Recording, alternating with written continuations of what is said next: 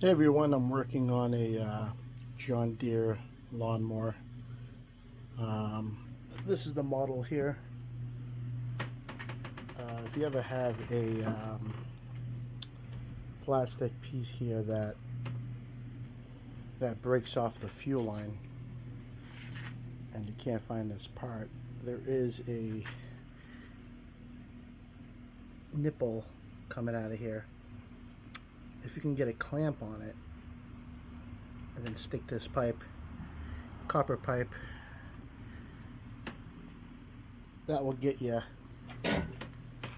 through while you try to find this part. At least that, no leaks, will get you through a couple of mows before this part comes in. That's if you can even find it, because I haven't looked yet. But that's doing the trick right now. So doesn't look the best, but for emergency, it'll get you through.